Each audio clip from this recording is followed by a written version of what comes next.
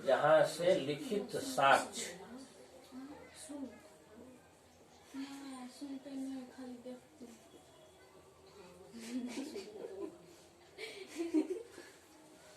लिखित साक्ष्य पर आधारित। इतिहास जहां से शुरू होता है तो क्या होता है, लिखित साक्ष्य पर आधारित ना। प्राक इतिहास जो था वो प्राक इतिहास का कोई लिखेगा हुए के आधार पर पता कर सकते हैं। प्राक इतिहास में मानव जंगलों में रहा करते थे, गुफाओं में रहा करते थे, जानवरों का शिकार करते थे, कैसे वो खेती करना सीखा, कहाँ पर वह पहले धान की खेती करना सीखा या पहले गेहूं की खेती करना सीखा, हड़प्पा सभ्यता में कौन फसल का ज्यादा उत्पादन किया जाता था, वह कहीं पर किताब में लिखा हुआ थोड़ी मिलेगा, नहीं मिलेगा। उस चीज अध्ययन करते हैं, उस चीज के बारे में भी, उस जमाने के बारे में भी अध्ययन करते हैं, लेकिन लिखित साक्ष्य के आधार पर नहीं हम अध्ययन करते हैं। पूरा तत्व जो होता है खुदाई से मिलता है, उस सब के आधार पर हम अध्ययन करते हैं। लिखित साक्ष्य के आधार पर जब इतिहास का जो अध्ययन करते हैं उसको मूल इतिहास कहा जाता है। ऐसे पढ़ने वाले को आद्य इतिहास, उससे पढ़ने वाले को प्राक इतिहास। तो इतिहास में जो उसको समय को जो बंटवारा किया जाता है ना अध्ययन करने के लिए, चाहे उस समय की जो परिवेश होता है, उस समय की जो स्थिति होती है, उसके उस विशेषता के आधार पर उसको अलग अलग भागों में बांटा जाता है। तो 3 भाग में बांटा जाता है। पहले यूरोप के इतिहास को समझ लोगे क्यों, तो भारत के इतिहास में, तो भारत के इतिहास में थोड़ा सा लंबा और ज्यादा हो जाता है।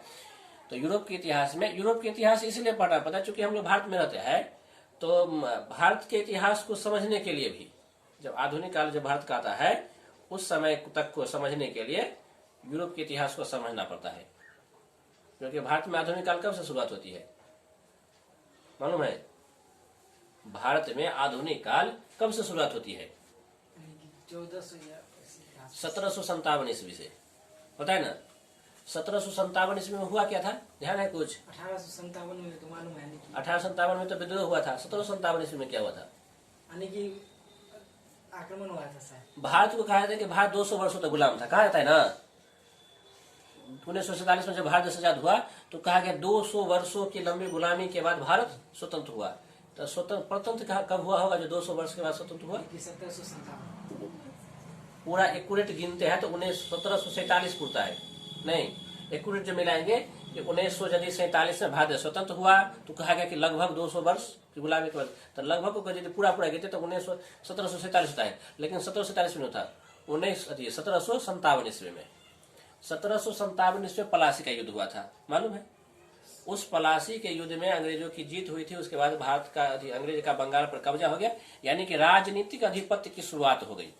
शोषण इससे पहले भी कर रहे थे, व्यापार के माध्यम से, व्यापार वंश के माध्यम से भारत को पहले से लूट रहे थे, लेकिन राजनीतिक अधिपत्य स्थापित किए 1757 में। तब से भारत में का आधुनिक काल माना जाता है। अब ये नहीं कह सकते आधुनिक काल हुआ तो मतलब अच्छा सिस्टम शुरू होने लगा तो आधुनिक काल हो गया। अंग्रेजों का शासन शुरू हुआ था भारत में। आधुनिक काल कब से शुरू होता है? जब से अंग्रेजों का शासन शुरू हो जाता है। ये अंग्रेजों का शासन शुरू हुआ। अंग्रेज तो यूरोपीय थे, अंग्रेज भारत में आए व्यापार करने के लिए। व्यापार करने के लिए भारत में क्यों आए? वहां पर औद्योगिक क्रांति हुई। तो वहां पर औद्योगिक क्रांति क्यों हुई? पुनर्जागरण हुआ था, उसका कारण बतला सकते हैं।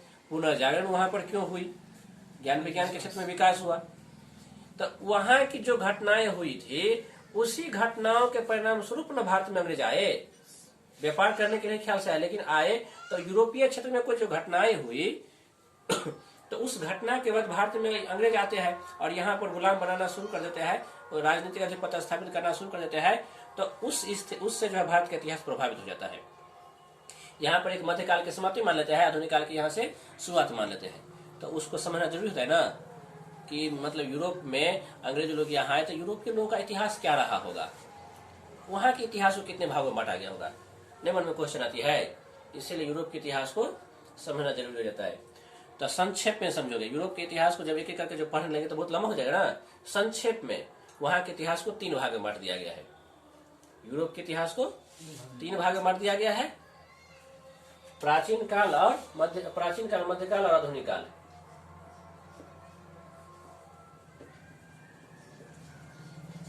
यूरोप का इतिहास का 3 भाग, प्राचीन काल, मध्यकाल, आधुनिक काल।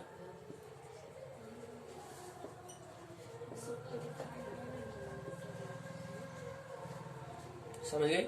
ध्यान रह जाएगा, ये याद ही रह जाएगा ना। प्राचीन काल, मध्यकाल, आधुनिक काल।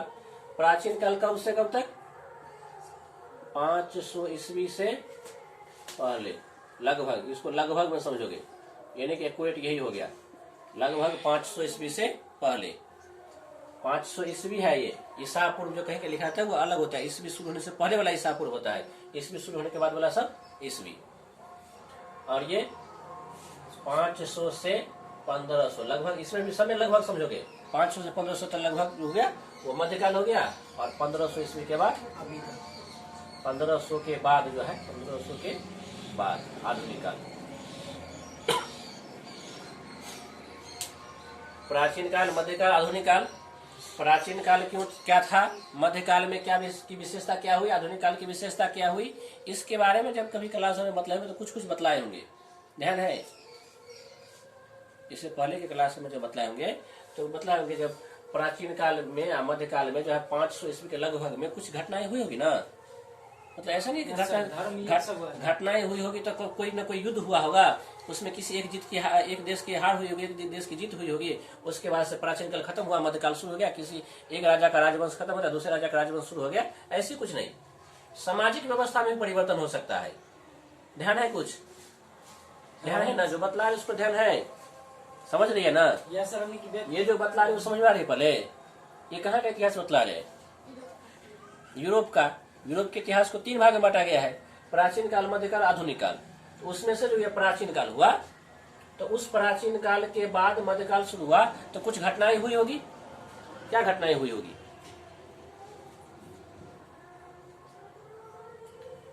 राजतंत्र के प्रभाव से, बतलाया थी बात कि राजतंत्र के प्रभाव से सामंतवाद का प्रभाव बढ़ने लगा।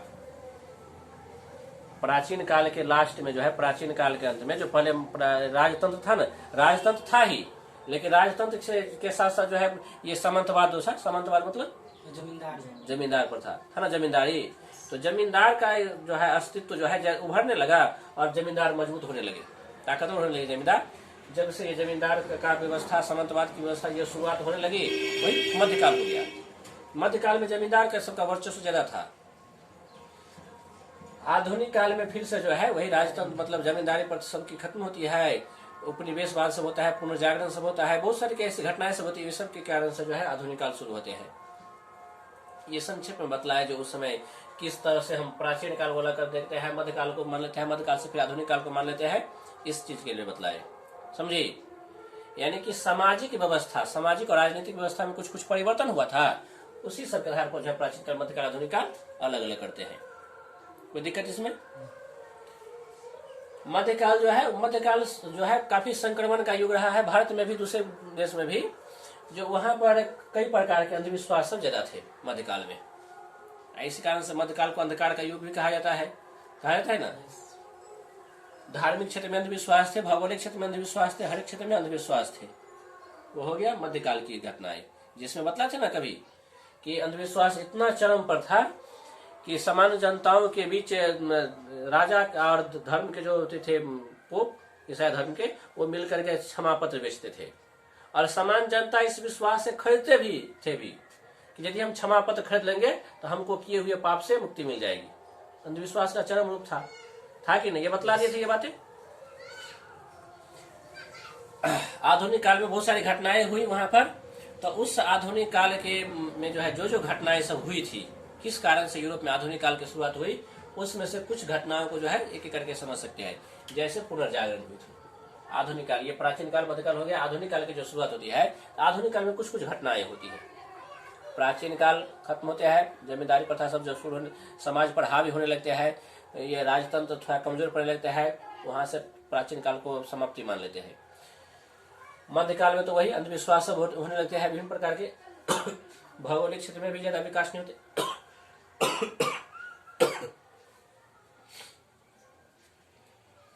भौगोलिक क्षेत्र में भी अंधविश्वास होते हैं, धार्मिक क्षेत्र में भी, सामाजिक हर एक स्तर पर जो है अंधविश्वास, आडंबर, जमींदारी की प्रथा का हावी होना, ये सब मध्यकाल की विशेषताएं थी। कुछ कुछ घटनाएं मध्यकाल के बाद कुछ ऐसी घटनाएं होती है जिसके कारण आधुनिक काल की शुरुआत माना जाता है, और वही घटनाएं सब आधुनिक काल की विशेषता हो जाती है। अब जैसे पुनर्जागरण हुआ था आधुनिक काल में, पुनर्जागरण के भी बारे में जो है पिछले क्लास में जो बतला है उसके आधार पर बहुत सारी बातें जानकारी होगी ही कि जो ज्ञान विज्ञान के क्षेत्र में जो जागृति आई थी तो वो पुनर्जागरण हुआ। यूरोप जो है एक समय ऐसा था जब ज्ञान विज्ञान के क्षेत्र में काफी आगे था। जो रोमन साम्राज्य जो था, यूरोप में ही रोमन साम्राज्य था, उसको पवित्र रोमन साम्राज्य माना जाता था। क्यों माना जाता था पवित्र रोमन साम्राज्य? क्योंकि वो काफी आगे था, सभी संस्कृति शिक्षा संस्कृति हर एक क्षेत्र में वो काफी आगे था। वही जो है मध्यकाल में आकर के जब वहां पर शिक्षा संस्कृति सब कुछ का ह्रास हो जाता है, परिणाम यह होता है कि वहां अंधविश्वास का ही बोलबाला हो जाता है। फिर से वहां पर जागृति आई, पुनर्जागरण हुआ। फिर से जागृति आई कैसे होगी? लोग पढ़ने लिखने लगे होंगे, फिर से शिक्षा का विकास होगा, ज्ञान विज्ञान सबका विकास होगा, पुस्तक सब की रचना सब होने लगी होगी, ग्रंथ सब, कागज सब का आविष्कार जो था ना, ये सब उसमें काफी योगदान दिया। पुनर्जागरण हुई, लोगों में जागृति आई, समझदारी आई, लोग हर एक चीज को जो है सोचने समझने लगे, तर्क शक्ति का उपयोग करने लगे। किसी बात को जैसे केवल मान लेते थे कि बाइबल में कहा गया है कि जो ये क्षमा पत्र खरीद लेगा तो उसकी सारे पाप की मुक्ति हो जाएगी, भविष्य में किसी को पाप करना है तो क्षमा पत्र खरीद लो, किसी घर में चोरी कर लो, पाप नहीं लगेगा। लोग मान लेते थे कि हाँ सही है। सर मान लीजिए पोप कोई मार दो ऐसे तो पोप से पूछा जाता है कि आपको जो मार देंगे तो उसका पाप का कौन सा क्षमा पत्र करना पड़ेगा? तो ऐसा नहीं, उसको धर्म विरोधी करार दिया जाएगा, उसको जो है सीधे जिंदगी चला दिया जाएगा। तो अंधविश्वास था। लोग, सबसे बड़ी बात तो ठीक है, ये लोग करते थे कोई बात नहीं है, लोग विश्वास करते थे उस पर। उसके द्वारा कहा गया कि ये क्षमा पत्र खरीद लोगे, तुम चोरी भी कर लोगे तो तुमको इसका पाप नहीं लगेगा। तो इससे ये तो हुई, उसका माना है। और समान जनता की सोचन शक्ति इस स्तर पर नीचे थी, अंधविश्वास का ये बोलबाला था कि वे इस बात को मान लेते थे कि हाँ ऐसे हो सकता है। क्यों हो सकता है? तो बाइबल में कही गई है, बाइबल में कही गई बातें कैसे झूठी हो सकती है? ये जो पोप कह रहे हैं वो बाइबल के आधार पर कह रहे हैं। ये सब बातें थी, इस आधार पर वो लोग मान लेते थे। तो ये इसके विपरीत जो है ज्ञान विज्ञान जैसे जैसे बढ़ने लगा तो पुनर्जागरण हो गया। ये घटना हुई। पुनर्जागरण जो हुई तो पुनर्जागरण क्रम में शिक्षा का तो वैसे भी विकास हुआ, जैसे जैसे पुनर्जागरण हुई तो शिक्षा का विकास हुआ। अब जैसे देखो, पुनर्जागरण के साथ साथ हम कह सकते हैं कि शिक्षा का विकास हुआ। शिक्षा का विकास होने के साथ साथ जो है वैज्ञानिक आविष्कार हुए होंगे ना। यस, समझ रही है? जो बोल रहे हैं वो समझ में आ रही है? पुनर्जागरण हुआ कहाँ पे? यूरोप में हुआ। सबसे पहले पुनर्जागरण कहाँ हुआ ये बतलाए थे कभी? क्या बोलते हैं, इटली में। सबसे पहले पुनर्जागरण इटली में हुआ था। उसके बाद दूसरे देशों में भी फैलता चला गया। पुनर्जागरण के परिणाम स्वरूप शिक्षा का विकास हुआ, वैज्ञानिक आविष्कार हुए। वैज्ञानिक आविष्कार में दो आविष्कार काफी महत्वपूर्ण थे, कंपास और एस्ट्रोनॉमस। कंपास और एस्ट्रोलोब। कंपास से दिशा की जानकारी हुई, एस्ट्रोलोब से अक्षांश की जानकारी हुई। अब जब शिक्षा वैज्ञानिक आविष्कार हुए, शिक्षा का भी विकास होने लगा, तो इसी के साथ साथ तो इसी क्रम में जो है औद्योगिक क्रांति भी हुई थी। जैसे जैसे वैज्ञानिक आविष्कार से हुआ, अब जैसे कोई वस्तु बनाता है हाथ से, अब उसके लिए वैज्ञानिक आविष्कार कोई मशीन का आविष्कार कर दिया। अब वस्तु बनने लगा कौन चीज से? मशीन से। जो वस्तु पहले हाथ से बनता था कोई वस्तु कैसे बनने लगा? मशीन से बनने लगा। अब जैसे वस्त्र बनाना है, एक साड़ी बनाना है, हाथ से बनाते थे पहले, बनाते थे ना, हाथ से बनाते होंगे, भर दिन लग जाता होगा एक आदमी को। अब वो भर दिन सोचेगा कि कम से कम जो है उस समय के अनुसार भी चाहिए, जैसे मान लो अभी के समय के अनुसार जोड़ लेते हैं, मान लो भर दिन काम किया, एक साड़ी तैयार किया, वो सोचेगा कि इसका दाम रखेंगे 500 रुपया। 500 रुपया रखे, तो भर दिन में इतना काम किया तो 500 रुपया तो होना चाहिए ना। किसी ने ऐसे नहीं भी बना पाएगा किसी कारण, तो ये सोच कर रखेगा कि एक दिन काम किया है तो कम से कम 500 रुपया होनी चाहिए।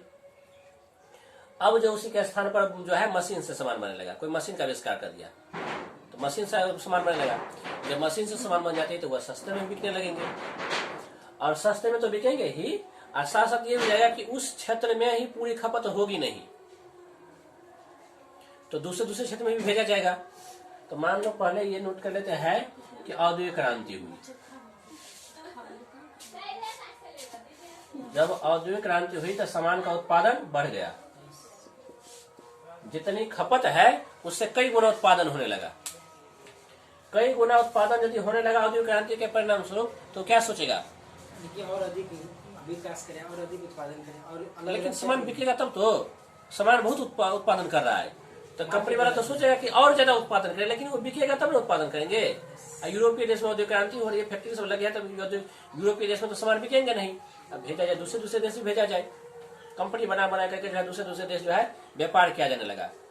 और उसी क्रम में भारत से के साथ जो व्यापार होता था, तो उस व्यापार पर कस्तूतनिया पर तुर्क के अधिकार हो जाने से सड़क मार्ग, जो स्थलीय मार्ग था वो बाधित हो गया। इधर देशों के साथ व्यापार करता था, इधर औद्योगिक क्रांति हुई, इधर जो है मतलब तो और अधिक वो डिमांड बढ़ गया कि सामान को बेचा जाए दूसरे देशों में, लेकिन सड़क मार्ग जो है स्थलीय मार्ग वो बाधित हो गया था। उस पर कस्तूरनिया पर तुर्कों का अधिकार हो जाने से उस रास्ते से भारत तक चाहे एशिया देशों तक यूरोपीय लोगों को नहीं आने दिया गया। अब ये लोग क्या सोचे, समुद्री मार्ग खोज किया जाए। जैसे समुद्री मार्ग खोज करने की विचार आती है, प्रयास करते हैं कि भारत तक और दूसरे एशियाई देशों तक पहुंचने के लिए रास्ता खोजा जाए समुद्र से होते हुए। वही जो प्रयास किया गया था मूल रूप से रास्ते खोजने के लिए, और उसी रास्ते क्रम में बहुत सारे देशों का भी पता चला, पूरे का पूरे अमेरिका के भी बारे में पता चला। अमेरिका को खोजना नहीं था उद्देश्य, किसी देश को खोजना उद्देश्य नहीं था, उद्देश्य था रास्ता खोजना। रास्ते खोजने के क्रम में ही कई देशों का भी पता चल गया था।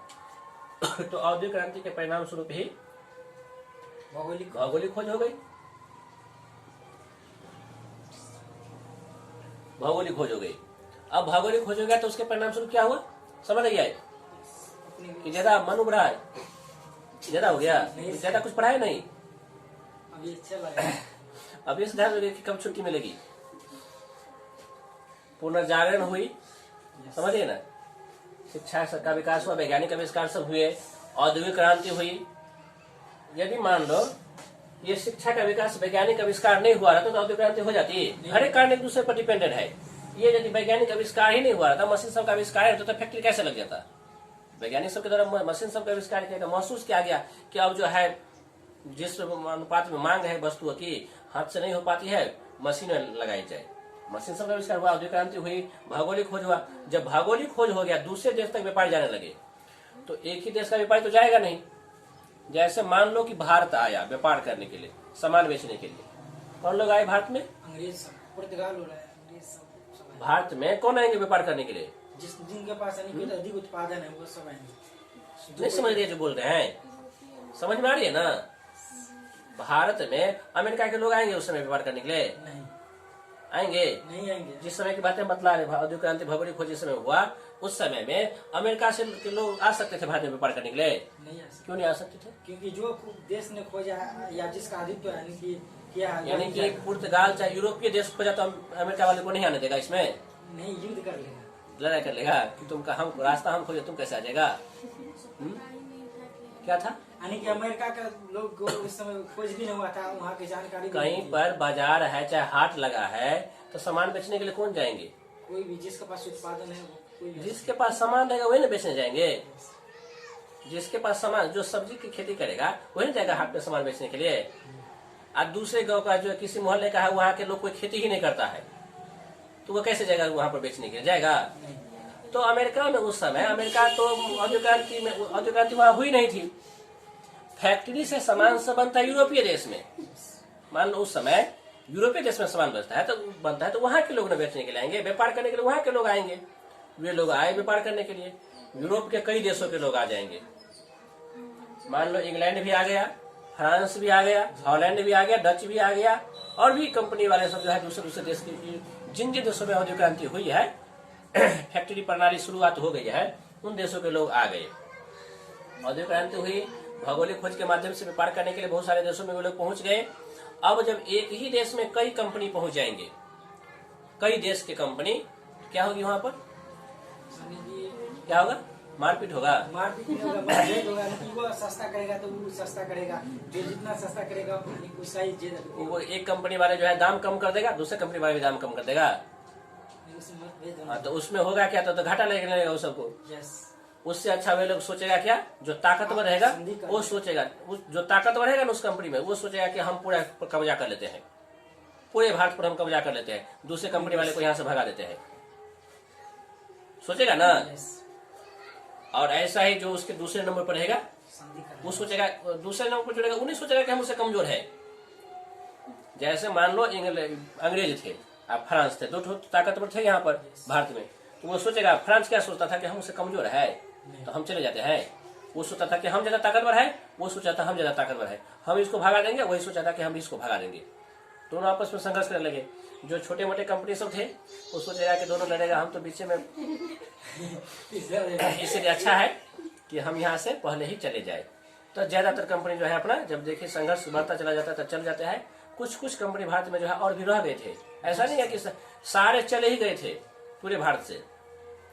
कोई कोई कंपनी किसी साइड सब क्षेत्र समय जो है कहीं कहीं अपना व्यापार करते थे। चलो, यानी कि बतलाना ये था कि जब कई देश आए व्यापार करने के लिए तो वहां पर संघर्ष की दौर हो जाती है, और संघर्ष के दौर में सोचने लगे कि हम इस पर कब्जा कर ले। और जब जो ताकतवर कंपनी थे, जिस देश के कंपनी, तो उन देश के द्वारा जिन देश में वो व्यापार करने के लिए गए थे वहां पर कब्जा करने लगे, और उन क्षेत्र पर जब कब्जा करने लगे तो वही क्या हो गया, उपनिवेशवाद। वहीं से क्या शुरुआत होती है, उपनिवेशवाद। कोई दिक्कत इसमें? उपनिवेशवाद कैसे शुरुआत हो गई? सोचने लगा कि हम काहे यहाँ पर मतलब दूसरे को सामान बेचने दे, हमारा खुद व्यापार चलेगा। अब यदि केवल हमारा ही कंपनी रहेगा तो क्या फायदा हो सकती है? 100 का वस्तु है, उसको 200 में बेचेगा तो बिकेगा, बिकेगा ना। आज दूसरे कंपनी वाला रहेगा तो 100 का सामान 75 रुपये में बेचना पड़ेगा, नहीं बेचना पड़ेगा, वो कर देगा 80 रुपये, तो इसको 75 रुपया करना पड़ेगा, घाटा था। अब अकेला कंपनी यदि कोई हो जाएगा, किसी का अधिकार राजनीतिक अधिपत्य हो जाते हैं तो वो मनमर्जी से बेचते हैं, मनमाने लाभ कमाते हैं। तो इस प्रणाली के तहत उपनिवेशवाद शुरुआत हुई थी। आधुनिक काल में पुनर्जागरण से होते होते जो है उपनिवेशवाद तक चले गए थे। और धार्मिक क्षेत्र में जो मतलब जैसे पहले हुआ था ना, यह हुआ मतलब राजनीतिक अधिपत्य सब ऐसे ऐसे स्थापित हुए थे उस रूप में भी। धार्मिक क्षेत्र में तो पहले भी बतलाए थे पिछली क्लास में भी, जो धर्म सुधार आंदोलन सब हुआ था। धार्मिक क्षेत्र में जो क्षमा पत्र सब की बिक्री की जाती थी, तो मार्टिन लूथर के द्वारा जो है प्रोटेस्टेंटवाद की सबकी शुरुआत हुई थी। तो वह अलग अलग क्षेत्र में भी विकास हुआ था। और इस रूप में जो सब महत्वपूर्ण बातें सुने थे, ये सब ऐसी बातें हैं कि किसी क्लास का भी इतिहास पढ़ोगे, आधुनिक काल की जहाँ बातें आती है तो इन सब बातों का उल्लेख आ जाता है। कोई भी चैप्टर पढ़ोगे तो आधुनिक क्रांति की बातें आ जाएगी, आधुनिक काल से संबंधित कोई बातें पढ़ोगे तो उपनिवेशवाद आ जाते हैं, भौगोलिक खोज आ जाते हैं, पुनर्जागरण हो जाते हैं। ये सब ऐसी घटना है जो पूरे आधुनिक काल को प्रभावित किया है। और ये घटना क्रमिक रूप से समझ गए होंगे किस रूप से एक घटना से दूसरी घटना प्रभावित होती है, होते होते जो है पूरे क्षेत्र में अपराधी इस घटना का प्रभाव हो जाता है। सीरियली क्रम में समझ लोगे तो एकदम पूरी लगेगा जैसे कहानी की तरह एक बार एक करके जो है सब कुछ घटनाएं होती चली जाती है। अब ऐसी बातें नहीं है कि जैसे हम बोले कि पुनर्जागरण के कारण से शिक्षा का विकास हुआ, वैज्ञानिक आविष्कार हुआ। ये भी हो सकता है कि शिक्षा का विकास, वैज्ञानिक आविष्कार जैसे होता गया, पुनर्जागरण की रफ्तार और अधिक तेज होती चली गई। औद्योगिक क्रांति हुई, औद्योगिक क्रांति के बाद जो है भौगोलिक खोज हुआ। अब भौगोलिक खोज हो जाने से जो है औद्योगिक क्रांति को भी गति मिला। हर एक कारण एक दूसरे से अंतर संबंधित होते हैं। भौगोलिक खोज हो गया, उपनिवेशवाद हो गया। यदि औपनिवेशवाद की प्रणाली शुरू हुई उससे भौगोलिक खोज की भी रफ्तार बढ़ गई होगी। अब एक देश किसी देश पर जाकर के अधिकार कर दिया, दूसरे बगल वाले देश को सोचेगा कि हम भी किसी नए द्वीप की पता लगाते हैं, वहां पर जाकर हम भी अपना राजनीतिक अधिपत्य करते हैं। भौगोलिक खोज की रफ्तार भी हुई होगी। तो हर एक कारण एक दूसरे से संबंधित थे। इन सारी घटनाओं ने है यूरोप की राजनीति को, यूरोप में के जो इतिहास है उसको, आधुनिक काल को काफी प्रभावित किया था। समझ गए? इसमें इतना तक समझने में कोई दिक्कत नहीं ना है। इसी उपनिवेशवाद के तहत जो है अंग्रेज लोग भारत में आए थे। भारत में आकर अपना उपनिवेश स्थापित कर लिया, भारत अंग्रेजों का गुलाम हो गया और भारत में आधुनिक काल की वहीं से शुरुआत माना जाता है। समझ गई? समझी जो बातें बतलाए, ये ऐसी बातें थी जिसका उल्लेख जो है कोई भी इतिहास पढ़ते हो, किसी भी क्लास का इतिहास पढ़ते हो, उसमें इन सब बातों की जानकारी आवश्यक रहती है।